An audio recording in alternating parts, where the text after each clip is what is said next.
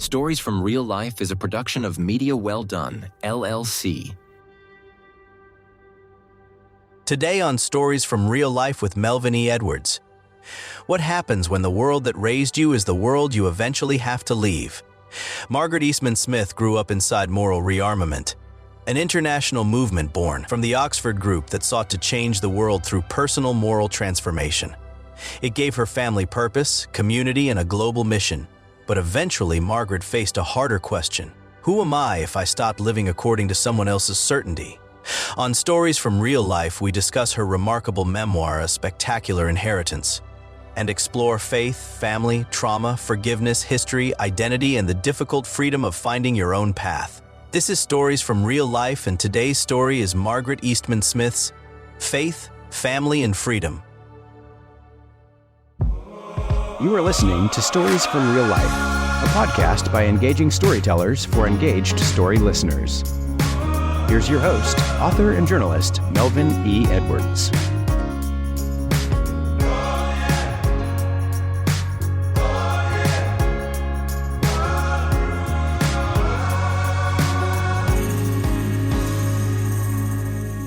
Hello again, and welcome to another episode of Stories from Real Life. I'm your host, Melvin E. Edwards. Thank you for joining us for the podcast where real stories are so much more interesting than fiction. My guest today is Margaret Eastman Smith, and her book, A Spectacular Inheritance, is a deeply personal memoir about growing up inside Moral Re-Armament and the lifelong struggle to separate her inherited beliefs from her own identity while deciding what from that world was still worth keeping. So, Margaret, welcome to Stories from Real Life. Thanks, Mel. It's great to be here. Nice to have you. All right. So before we talk about Moral Re-Armament as an organization, what did MRA feel like for you as a child? It was exciting.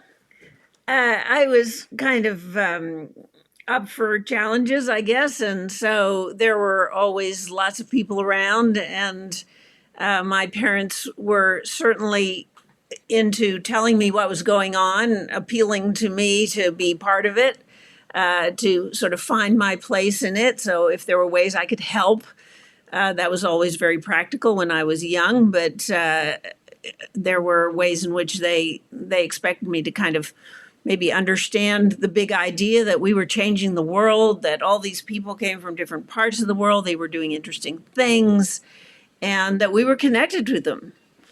So I didn't have reservations, really, although when I went back to sort of reflecting on all this later and started writing a memoir, I might have begun to realize there were moments when I didn't like something and I would kind of suppress that and get on with what we were doing. And I sort of even maybe interpreted that as, okay, if you're trying to change the world, some things you have to put up with because it's not all fun all the time. So I can handle that too. So, I was really in there. And when we were kids, there was a lot of theater and music in Moral Re-Armament. And so we were even in some of the plays and included in some of the musical events. And so I traveled with a play when I was 9, 10, 11. And there were other kids in that as well. So, yeah, all of this was really quite exhilarating. So there was never a time during your actual childhood that you felt like your family was unusual? It wasn't until retrospectively? Unusual, that's a different question. Okay. So, and I have to confess that I have a memory of being no more than in second grade, maybe first grade, and there was some little girl on the playground that I got into some kind of an altercation with, and I had a final line for her, which was, and anyway, I'm better than you. And I guess many children think that for much less elevated reasons than I thought it, but I really did think that we lived in some kind of bigger universe. We knew more about the world. We had a handle on things. And so, yes, it was different. And maybe there was also a feeling as we got a little older that in a public school setting where I was making friends with kids who were outside of our world, that I was just supposed to be inviting them in, that I had a mission also to help them understand better what we were doing and reach out to them and so on. So there was that. It was a bit of a burden. And as I got into my teenage years, even more complicated, because looking back on that, I didn't quite know what I was trying to get them into, but I still thought I had to get them in. All right. So you described the movement as being built around enormous ideas, things like God, morality, reconciliation, and changing the world. So what does growing up surrounded by ideas that large do to a child? Well, I think what was missing there was an experience that I didn't understand until much later, which is that what is it that we as parents are trying to give our children that help them to become grounded human beings? And I think my parents, who were well-meaning people, thought that giving me exposure to this big thing was a good thing. But what they didn't understand was that I wasn't getting some fundamental grounding in feeling comfortable in my own self and knowing what my feelings about things were and being able to express that, and therefore knowing that I stood separately from this community in some way. And so as I've thought about that more, I recognize that there's always some kind of trade-off between how much your life is engaged with asserting a self versus how much it's engaged in connecting with a world that is different from yourself.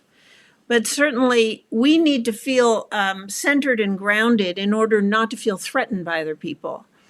And so I didn't get enough of that. And it became clear when I was older and was in the movement that when things began to go wrong, I didn't know how to trust my own judgment. And I didn't know how to draw on life experience that would help me make a case for my own views.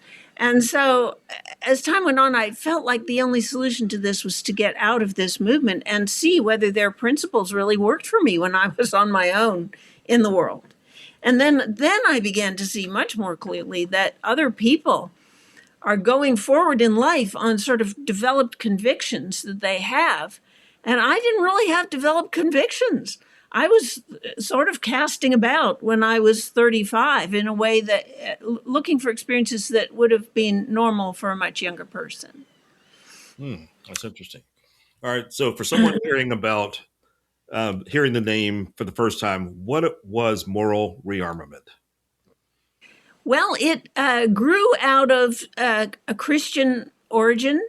It was the word evangelical back in the early 1900s didn't have the same connotations that it has now. So it didn't look like the Christian right as we know it today. That said, that these Christians were people who believed in a mission in the world. So many of them actually were the ones who went out to be missionaries in China and Africa and so on. They believed in giving what they thought was a special way of living life to other people. And interestingly enough, the YMCA you would put in that basket also, that the YMCA had a vision of going out into the world and changing the world in a certain sense. And so the idea was that if you want to see the world different, you have to begin with yourself. It presented us with 4 moral standards to live by, which were honesty, purity, unselfishness, and love. It told us that God could speak to us, that God could direct us, that what was really missing in our lives was probably we weren't listening to God enough, so we needed to take time in the day to actually listen and see what God was saying. So there was a habit of an early morning quiet time that everybody observed, and getting ideas and direction for how to use your time during the day, or who to reach out to, or all the kinds of questions about that you needed to address in the day were kind of reviewed in that quiet time. And the idea that God is at work in the world, and so we should be helping God and making space and being God's agents and so on. And so there was a very deep belief in the power of the Holy Spirit to do things in the world, and that we were sort of part of it. Like one phrase would be, we were God's army, although that's kind of a military phrase, but, we were God's diplomats, we were God's ambassadors, or we were, so that there is a kind of invisible network in the world of people who are people of goodwill, who are people of faith, who are potentially your teammates, even if you've never met them before, but you're kind of looking around to see where they are and how you can work with them. And so that was the kind of metaphor that they were presenting us with. And this got going in the 30s, and actually it's really interesting that the group within the movement that was working with alcoholics, which was informally called the Alcoholic Squad, ended up being the people who formed Alcoholics Anonymous. They actually separated themselves from this organization because they recognized there were some things they didn't agree with, but there's an awful lot in those 12 steps and in the whole referencing a higher power and so on that is so clearly connected to what this organization proposed. And so then fast forward, you have World War II. You have the end of World War II, the whole question of how you create reconciliation amongst countries that have been divided. And that was a big project for these people, and my parents were very involved in that. So this organization is credited with having contributed to the reconciliation between France and Germany after World War II. There were conferences that made that happen, and my parents were involved, especially on the French side, in bringing French people to these conferences. And so that's what they were doing when they got married in Switzerland in 1948. And I was born in Switzerland in 1949. And so you could say with my mother's milk, I was in this reconciliation undertaking. Oh. So, yeah, I've forgotten kind of what your question is, but that's a picture of the kind of proudest early moments of this organization, you can say. So it developed branches. You mentioned Alcoholics Anonymous is one. So Oxford Group, Alcoholics Anonymous, Moral Re-Armament, and eventually initiatives of change came from that. And then Up With People. Up With People did too. Tell me about how all of those merged from this. So in the case of AA, and probably there's some parallels with what happened with Up With People, that you had people within the movement who found a particular kind of niche and then felt that it would be better to pursue that niche without trying to stay inside the organization. And I certainly can understand that with Alcoholics Anonymous. They were dealing with a very particular human condition. Up With People, it was a much more painful schism in the sense that Up With People saw the kind of old-fashionedness and maybe sort of fuddy-duddiness of some of the people in Moral Re-Armament, and rather than trying to stick around and change that, which I think maybe initially they wanted to do, but they realized it was going to be too difficult, so then they split off. And that was understandable, except that they took a lot of the resources, the musical talent, and so on with them. So then for those of us, and my family was in that position of who were not part of Up With People, we had to kind of reinvent the organization in the early 70s. And many people felt there was sort of a good side to that because, you had to become much more grounded. You couldn't just rely on the kind of excitement of the movement. You had to think about what you were doing. But there was a loss, and I think that schism has never really been openly discussed. And so there is one thing about my book, which is groundbreaking, which is that I go into print on what that was like. And in our case, our family was divided because of that there were some of our family members who were in the Up With People side and my parents and I who were living in Europe who were not. And then my grandfather was on the board in the United States. He was kind of pulled into the Up With People side. So there was a painful way in which it got in the way of my relationship with my grandfather in his final years. And so, in telling my family story, I have to tell this really kind of ugly story about a reconciliation organization that had a split.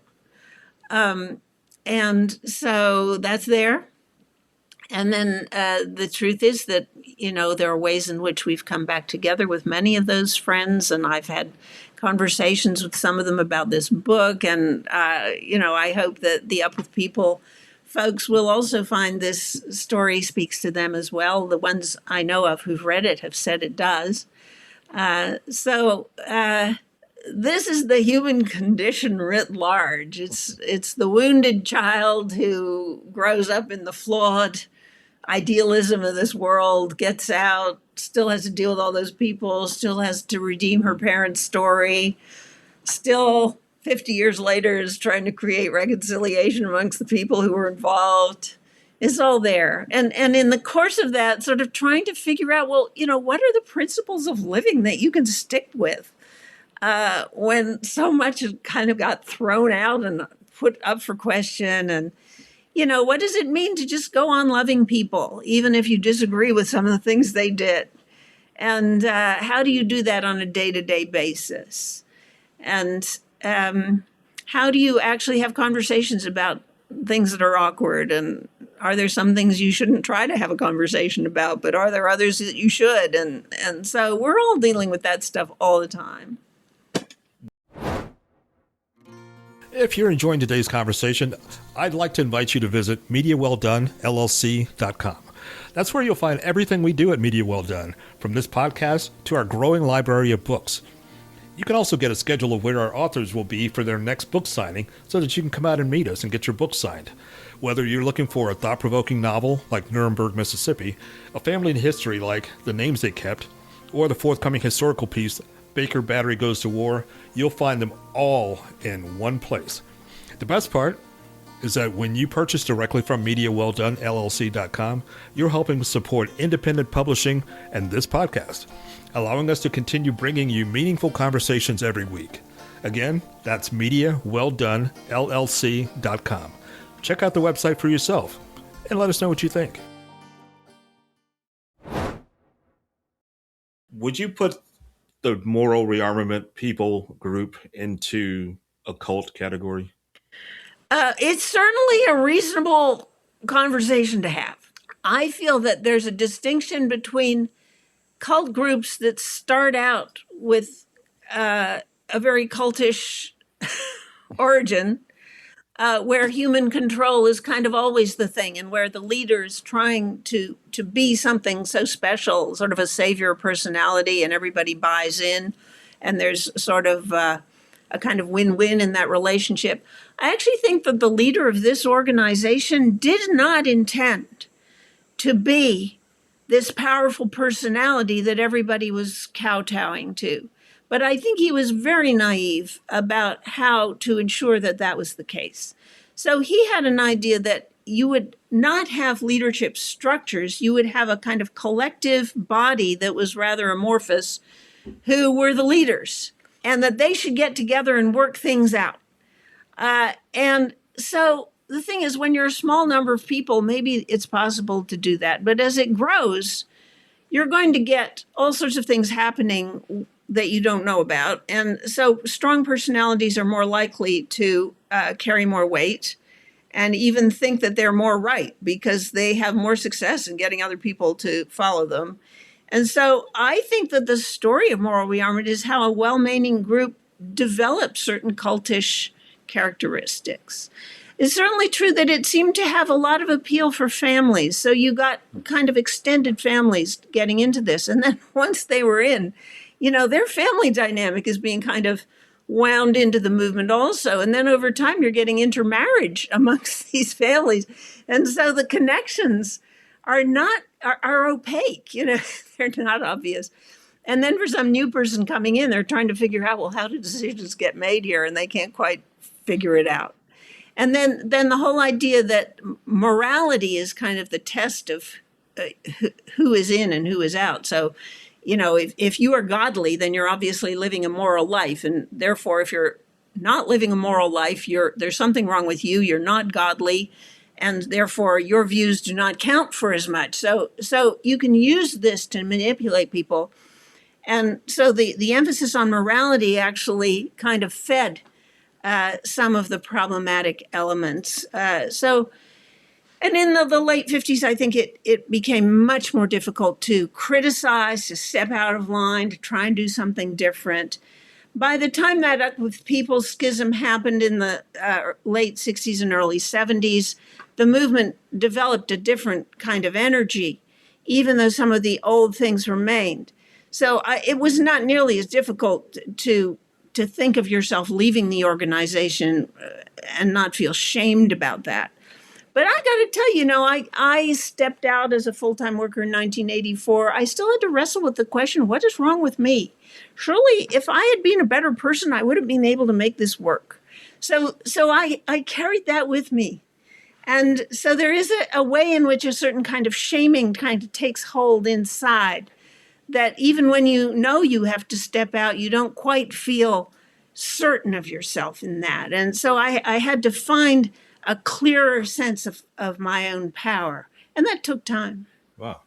One of the more fascinating things about your book is that you don't appear interested in turning anyone from your childhood into a villain.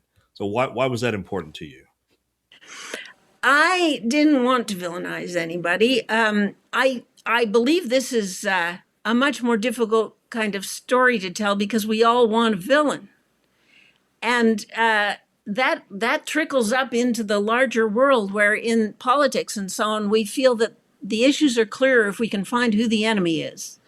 And at the personal level, when things are going wrong, finding the scapegoat is just so convenient. I felt that this was largely a group of well-meaning people who ended up being misled, caught up in a bad dynamic, and that I had parents who gave their lives to this at considerable personal cost. This was not an easy path for them. They didn't have a salary. They got their first home of their own after my mother inherited her money from her parents, but they were already in their 60s when that happened. They dealt with the insecurities that you feel when you've traveled a lot in your life and then you settle down somewhere and you're recognizing your life experience isn't quite the same as all the people around you. So, I could see my parents' insecurities always, and I wanted to honor them. And I wanted also to tell the truth about the things that had not gone well and the things that had been painful for me. So, yeah, I did not want to have villains. I wanted to recognize what was going on in the psychology of the people doing this. And so there's quite a big psychological element in this book of trying to get deeper understanding. Oh, that's interesting. So you were 35 when you drove away to begin studying at Boston University. Did you understand at that moment that you were leaving behind an entire way of life? No. I thought that the organization had given me a lot of solid things, and so that I could kind of be this solid person who'd been there and now was moving to this place. And, on some of the basics, it wasn't difficult to sort of figure out how to go and shop at the supermarket and make food for myself and stuff like that. I was not thrown by the practicalities too much. But in terms of deciding on a path, I realized that my reference points were still the values of this group. So how do I make a better world? How do I make sure that somehow or other there's a kind of a larger purpose to this thing I'm doing in the future? I think that whole idea, I didn't know how to sort of, whether I was supposed to shake it off or whether I wasn't. I think everybody kind of wants to feel their life is going to have some benefit on the world. So I didn't want to abandon that completely. But as a result, I couldn't quite get down to what really gave me joy. I would have liked to study medicine. I really wanted to be a doctor, but there was some way in which, doing something that seemed very big and I didn't really know how to do it. I just didn't know how to go through the steps to pull it off. And so the book is also about the fact that there were some disappointments after the departure of sort of going through those things you go through as a much younger person where you have these dreams and then they don't quite work. And then you have to kind of find the plan B and so on. And I was doing that in my late 30s. I had not dated, that the organization didn't encourage that. And, many marriages happened within the organization, but people had not kind of gone off on their own and gotten to know each other. They sort of got to know each other within the movement. So here was I on the outside of that and sort of hoping I'd find a husband in my late 30s, and then sort of not really knowing how you handle that world terribly well. And of course, all my generation had gone through the 60s, and all the morality had completely changed. And so that was hard. And I recognized that, that I was still a traumatized person, and I was looking for people who would sort of help me through my traumatized state, although I didn't have a very objective sense of that. So I was sort of looking for different things in finding friends and in finding romance. And so it didn't work very well for me. And that was really one of the hardest things, because it meant that I was alone so much of the time. So I'm very grateful to the people who really did become friends through all of that, and some did. Some became friends even if they didn't fully understand what I was going through, but got me through different phases of it. Did you ever marry? I got married 7 years ago. It's our seventh anniversary on Friday. And I married a man who also grew up in the community, although he, like me, had subsequently gotten a job outside the community and had come to feel that he didn't see his place within it anymore. He was married, but his wife passed away, and so that was what caused us to get together. And so it has been great, because we have so much of a common knowledge of this past, but also we can joke about it and so on. And we both had this desire to sort of strike out in some new direction. So it's been a fun marriage. We've had a lot of joy out of that. Neither of us have children, and so that's given us a certain amount of freedom, although I would have loved to have children. And yes, he had not lived in the United States. He was not a person who'd gone to university. And so I was pretty scared at the outset that we didn't have enough common ground to make a marriage out of. And so that's also been an adventure in really understanding that these superficial things are not nearly as important as a kind of compatible psychology, where we're each kind of challenging each other in certain areas, but appreciating each other in others.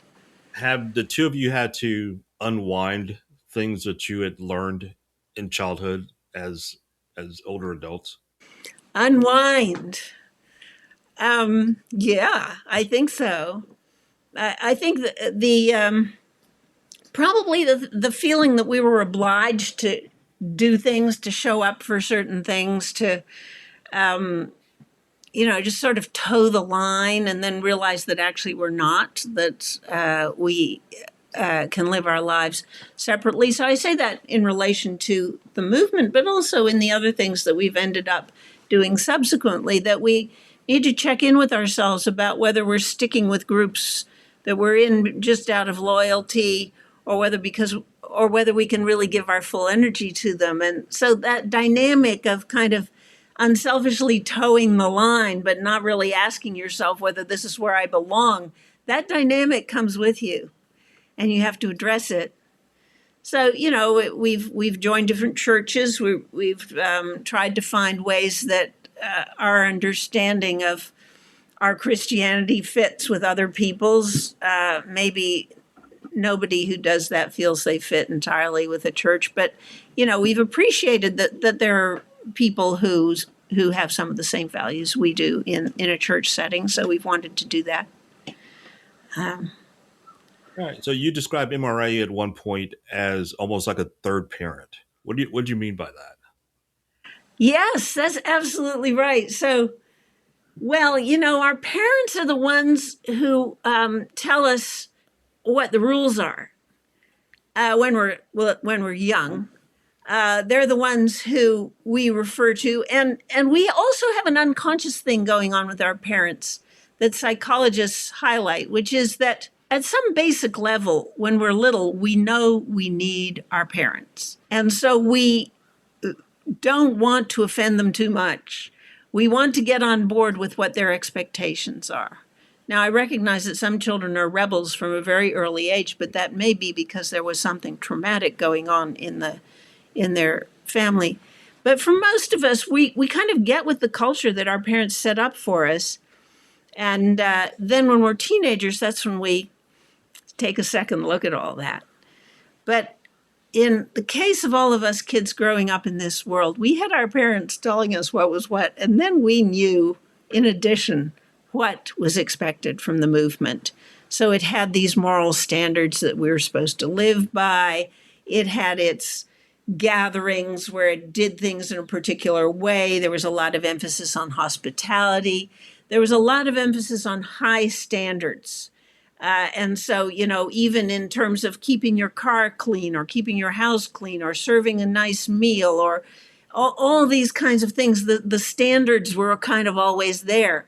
And I think my husband has ended up as an anti-perfectionist, where I've ended up as a perfectionist. So that's one place where we kind of clash on this. And I recognize that he's the rebel against this past that we have, and I'm the one who's kind of internalized it.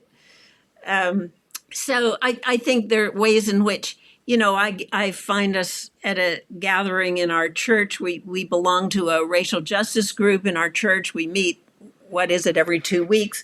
At the end of that meeting, I'm very tuned into who's stacking up the chairs, who's tidying up the room, all that kind of stuff.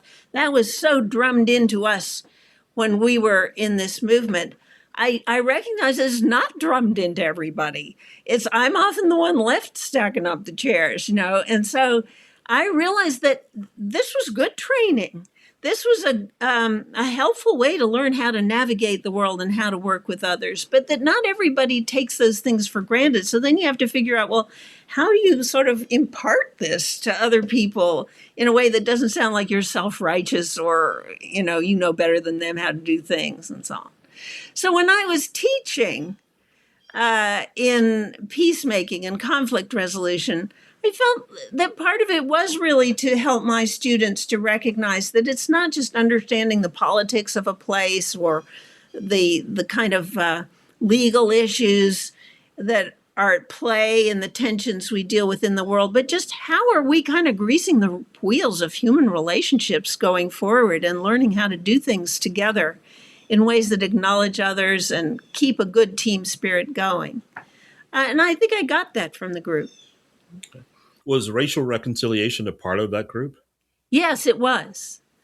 And I would also say that in the earlier times, maybe in the 50s or 60s, I think that it was a group that had largely come out of the white Christian community of the United States and Britain. And their understanding of what real reconciliation would require was still rather limited.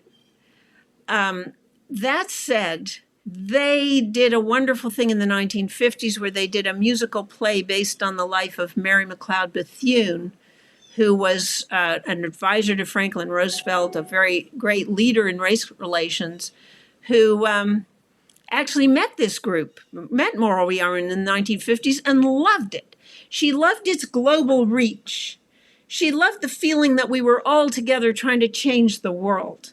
And so her story lent itself to writing a musical, and a wonderful African-American singer, Muriel Smith, played the role that was Mary McLeod Bethune. And they took this play to Atlanta, in segregated Atlanta in 1958, and put it on in a theater where the theater owner agreed that everybody would come through the same door to that theater. So at the time, it really was a pioneer in something different. Then later, the organization Initiatives of Change has had quite a big race relations project going in Richmond, Virginia, and that model is being taken to other cities and so on. So, of course, we're all learning all the time how we're missing the bus in many ways, but we still have to move forward on that. So that's kind of the way the story goes. Okay. So you learned a concept of forgiveness while studying with Elie Wiesel.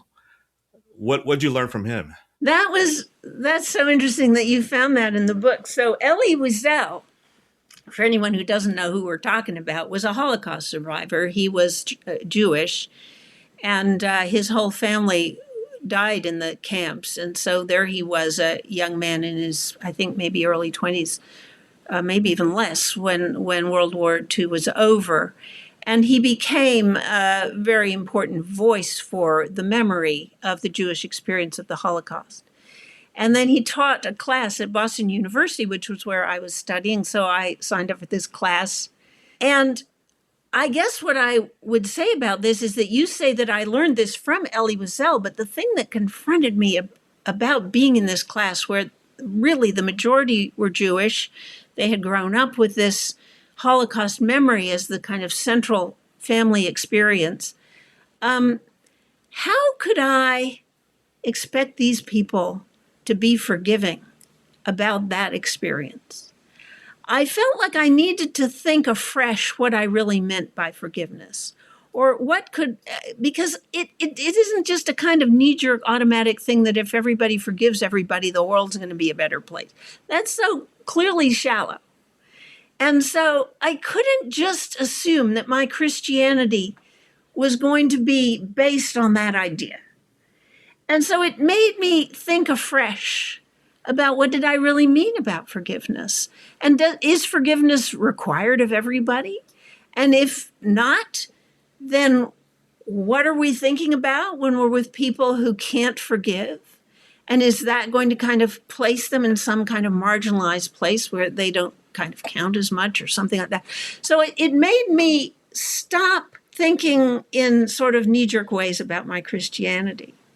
And I came to feel for myself that forgiveness, and of course I had a kind of forgiveness of this group that had made my life maybe more difficult, certainly a lot more complicated, and in a sense introduced a certain amount of pain into my life.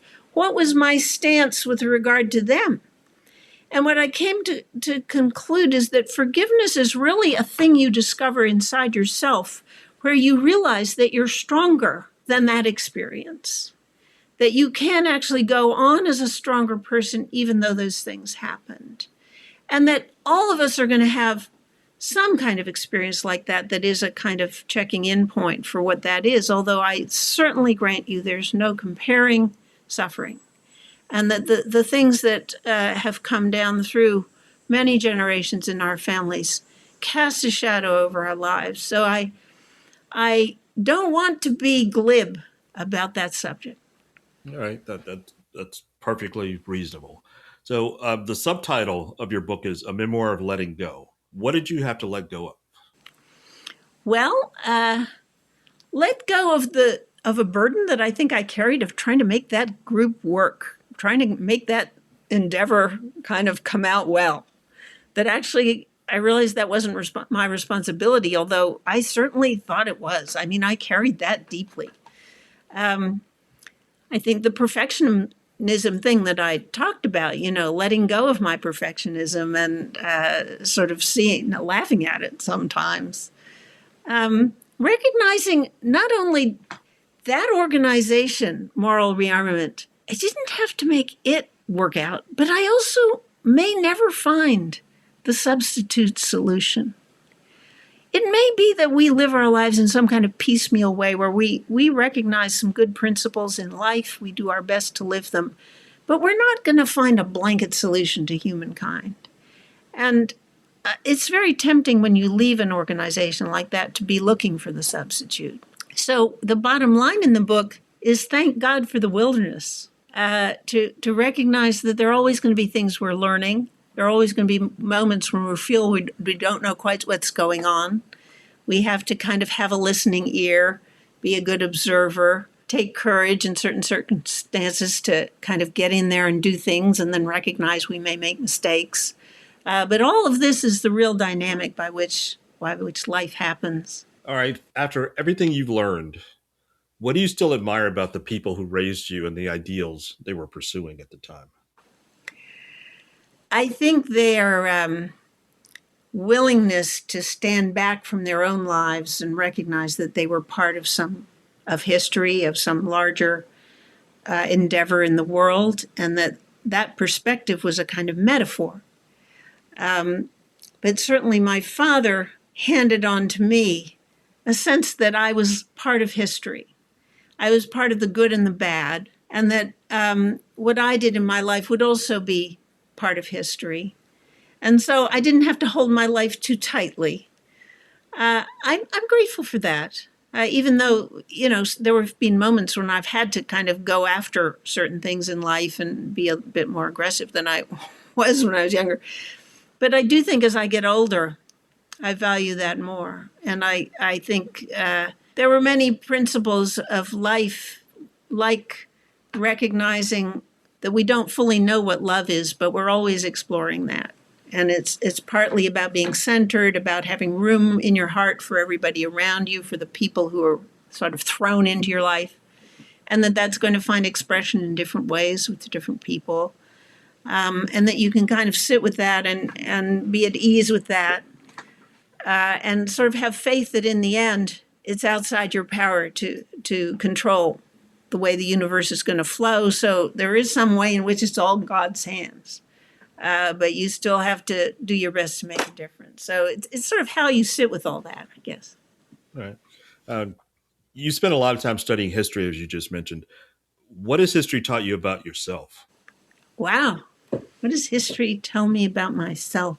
There is a way in which we can get very into the history thing and lose ourselves completely. So I think this is one point, but it's not my only point, that I realized that talking about the history of maybe my family or Scotland, my father's country,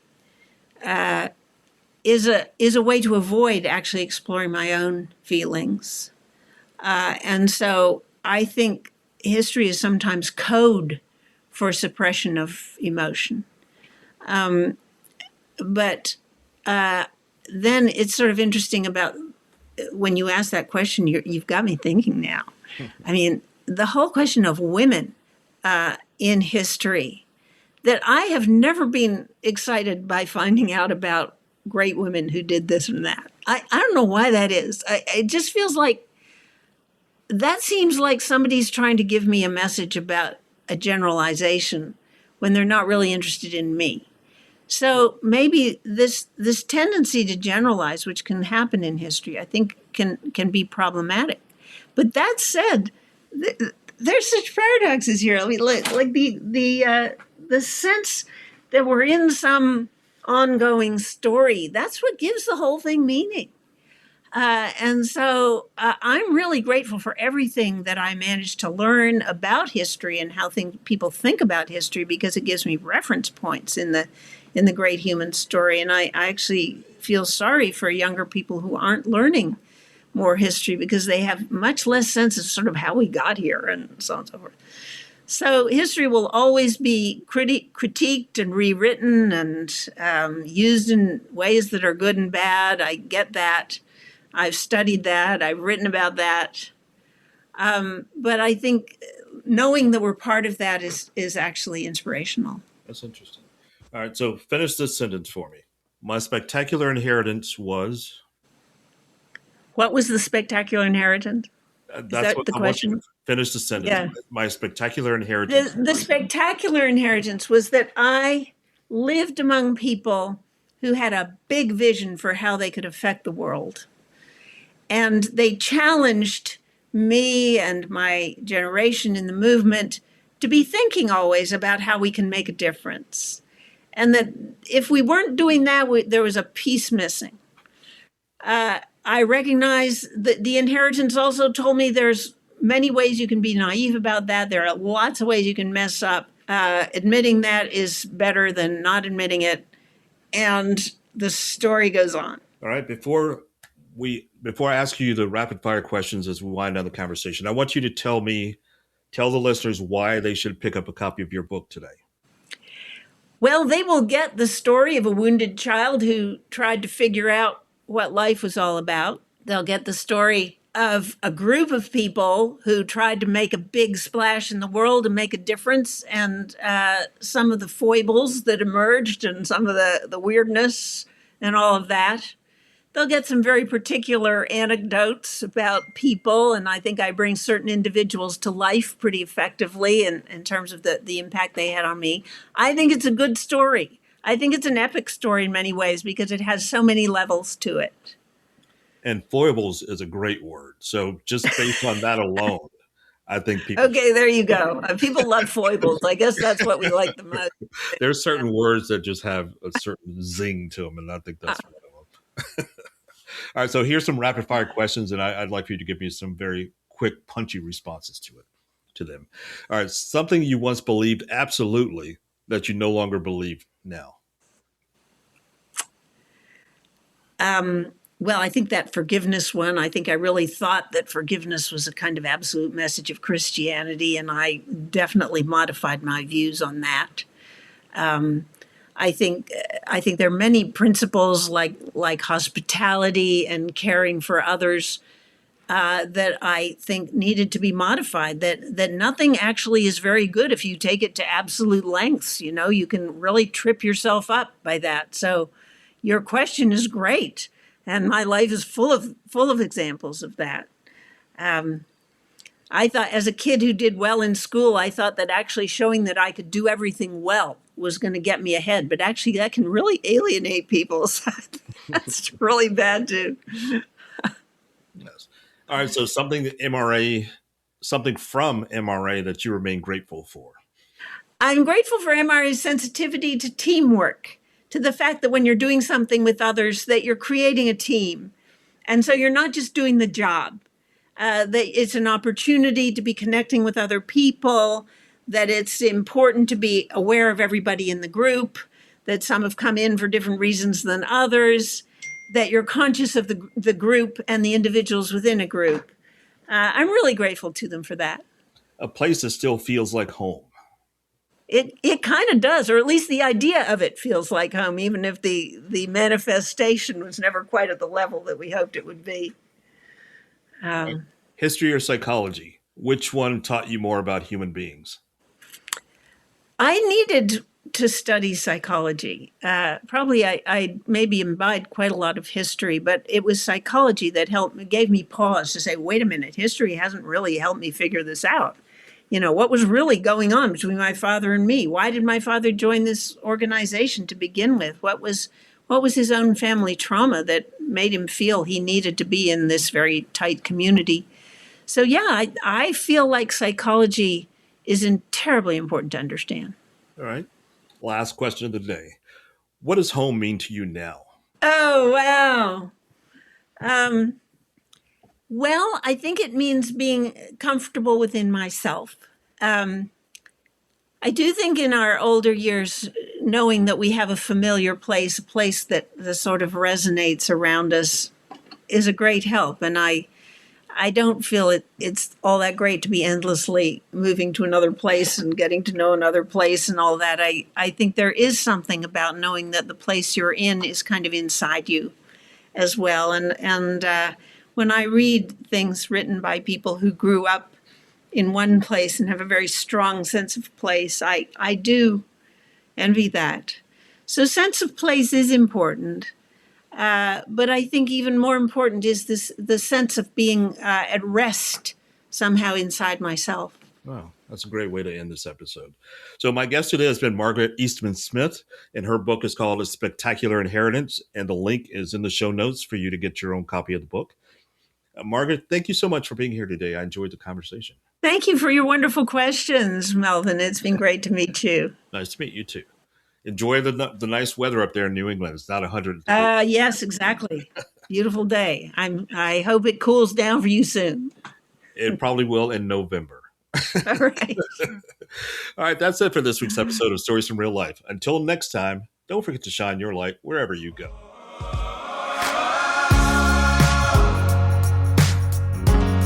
That was Stories from Real Life. Join us again next week for another great storytelling journey. See you next time.